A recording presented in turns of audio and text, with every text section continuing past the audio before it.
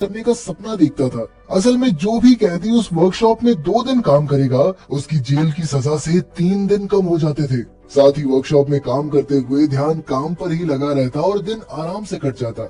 फिर एक दिन वार्डन ने बोहेमियन को अपने ऑफिस में बुलाया और उसे अपनी सजा कम करवाने का एक मौका दिया। वो चाहता था कि बोहेमियन एक ऐसी टीम तैयार करे जो वर्कशॉप में काम करके वहाँ की प्रोडक्टिविटी को डबल कर दे। साथ ही उसने कहा कि अगर उसकी टीम दोगुना काम करने में कामयाब रही तो 1 साल में बोहेमियन को रिहा कर दिया जाएगा। वार्डन ने कहा कि वो अपनी पसंद के किसी भी कैदी को चुनकर टीम बना सकता है, पर जब बोहेमियन ने कहा कि वो हैचेट नाम के कैदी को चुनना चाहता है तो वार्डन ने इसके लिए साफ इनकार कर दिया।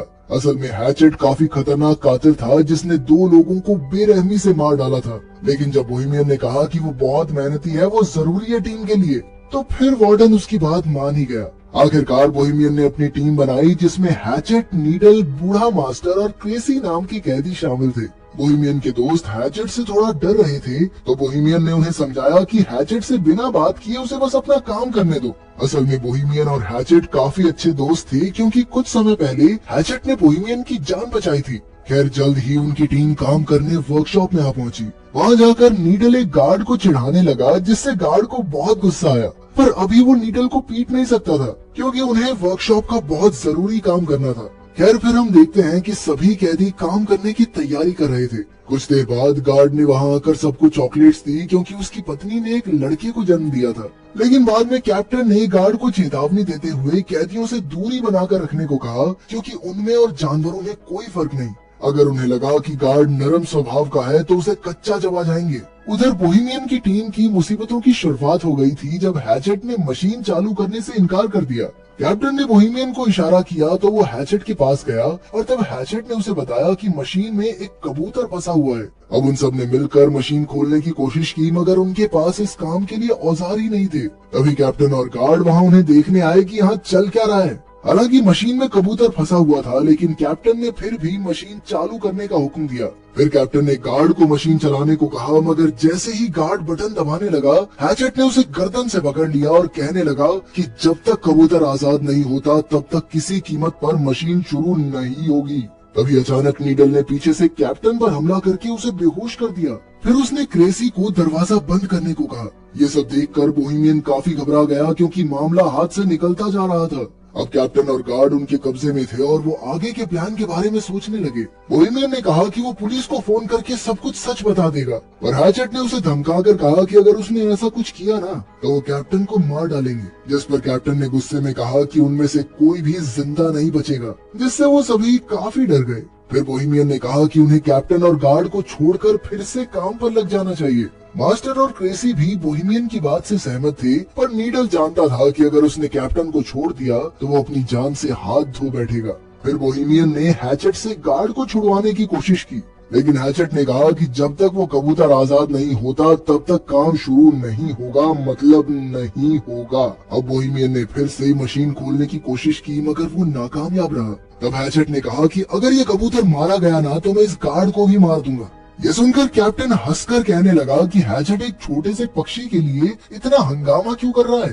फिर उसने हैचेट के मरे हुए भाई का मजाक उड़ाना शुरू कर दिया, जिसके बाद हैचेट गुस्से में कैप्टन को मारने दौड़ा, मगर फिर बाकी कैदियों ने जैसे तैसे उसे शांत किया। अब बोहेमियन जानता था कि जल्द ही जेल के बाकी गार्ड्स वहां आते ही होंगे, इसीलिए उसने प्लान बनाया कि वो कैप्टन और गार्ड्स को रिहा कर देंगे ताकि बदले में वो भी सही सलामत जेल वापस जा सके। खैर कुछ ही देर में गार्ड आकर दरवाजा खटखटाने लगे। तभी कैप्टन ने चिल्लाकर उन्हें सारा हाल बता दिया। बोहेमियन ने दरवाजे पर जाकर अपनी बात कही, पर तभी गार्ड्स बाहर से दरवाजे को खोलने लगे। फिर एक गार्ड गाड़ी में बैठकर बाकी गार्ड्स को बुलाने चला गया। उधर बूढ़े मास्टर ने कहा कि वो बाहर जाकर गार्ड से बात करेगा। फिर वो हाथ खड़े करके दरवाजे से बाहर निकला तो एक गार्ड ने उस पर बंदूक तान दी। फिर अचानक उस गार्ड ने बिना किसी बात के ही गोली चला दी, जिससे मास्टर की मौके पर ही मौत हो गई। जब बोहेमियन और उसके साथियों को इसका पता चला तो बोहेमियन ने गुस्से में कंट्रोल यूनिट ही तोड़ डाला, जिससे दरवाजा फिर से बंद हो गया।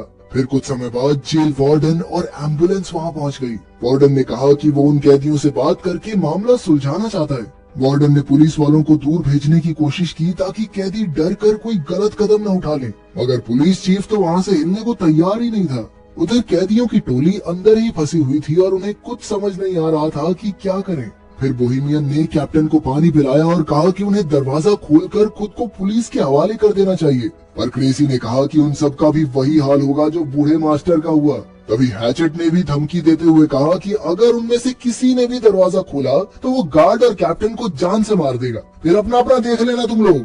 आखिरकार सबको समझ आ गया कि अगर उन्हें इस मुसीबत से जिंदा बचना है तो उन्हें उस कबूतर को जिंदा बाहर निकालना होगा। इधर पुलिस चीफ ने वार्डन से कहा कि उसे 1 घंटा दिया जाता है, उतने में मामला सुलझाना होगा, वरना फिर पुलिस को जबरदस्ती अंदर घुसना ही पड़ेगा। तब वार्डन ने एक माइक्रोफोन के जरिए कैदियों से बात की और उनसे कहा कि भाई देखो, कैप्टन और गार्ड को छोड़ दो, इसी में तुम्हारी भलाई है।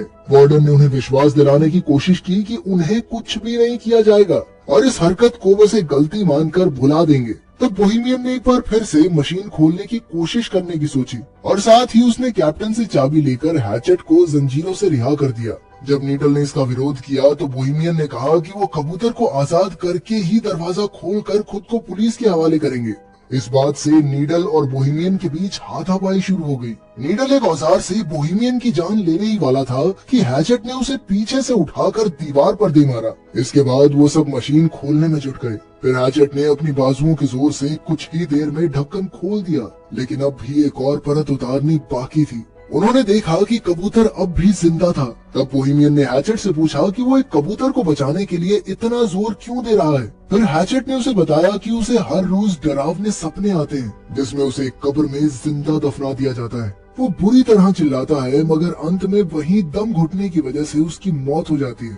अब वो इस कबूतर में खुद को देख रहा था और उसे न जाने क्यों लगता था कि अगर ये कबूतर बच गया तो शायद वो भी बच जाएगा, उसके भी ये बुरे सपने बंद हो जाएंगे। खैर, फिर बोहेमियन ने मशीन खोलने में गार्ड की मदद मांगी तो उसने कहा कि पहले उन्हें कैप्टन को रिहा कर देना चाहिए ताकि कैप्टन बाहर जाकर पुलिस को सब कुछ बता सके, मगर नीडल उसे छोड़ने के लिए हरगिज राजी नहीं था और फिर अचानक उसने कैप्टन पर लकड़ी से वार कर दिया। बोहेमियन ने गार्ड को समझाया कि भाई देख, अगर हमने इसको कैप्टन को छोड़ दिया ना तो हमारे साथ तू भी मारा जाएगा, क्योंकि सिर्फ तुझे बचाने के लिए गोलियों का इस्तेमाल खारिज तो नहीं करेगी सरकार। फिर बोहेमियन ने गार्ड को भी जंजीरों से बांधने की धमकी दी तो वो मदद करने के लिए राजी हो गया। वहीं बाहर पुलिस, कैप्टन और वार्डन ये सोच रहे थे कि इस मामले को कैसे सुलझाया जाए। वार्डन को यकीन था कि कैप्टन और गार्ड अब भी जिंदा हैं। इधर वर्कशॉप में क्रेसी और गार्ड दूसरे कमरे से एक औजार लेने गए। क्रेसी ने कहा कि हैचेट शुरू से ही बुरा आदमी नहीं था, पर एक रात ने उसकी पूरी जिंदगी तबाह करके रख दी। उस रात हैचेट के भाई की शादी थी और उसने बहुत ज्यादा शराब पी ली थी।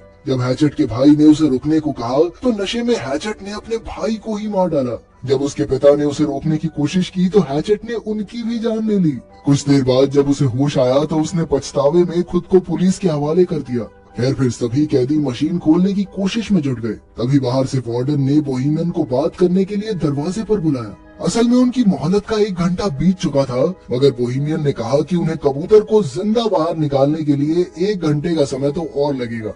फिर वार्डन ने अंदर बंधे हुए कैप्टन से बात की तो उसने कहा कि यहाँ तो कोई कबूतर है ही नहीं और ये कैदी तो बस भागने का मौका ढूंढ रहे हैं। खैर, फिर वार्डन ने कहा कि उनके पास कैप्टन और गार्ड को रिहा करने के लिए 60 मिनट और हैं। फिर वार्डन ने बोहेमियन को याद दिलाया कि भाई क्यों पंगा ले रहा अपनी जिंदगी के साथ, तुझे कहा तो था कि वर्कशॉप का काम पूरा होने पे 1 साल के अंदर रिहा कर देंगे तुझे। लेकिन जब बाकी कैदियों ने ये बात सुनी तो उन्हें बहुत गुस्सा आया, क्योंकि इसका मतलब ये था कि बोहेमियन ने उन्हें अपने फायदे के लिए इस्तेमाल किया था। ये देखकर कैप्टन तो जोर जोर से हंसने लगा और बोहेमियन ने उसे मुक्का मार दिया। फिर वो कैप्टन को रिहा करने लगा तो नीडल ने उसका विरोध किया।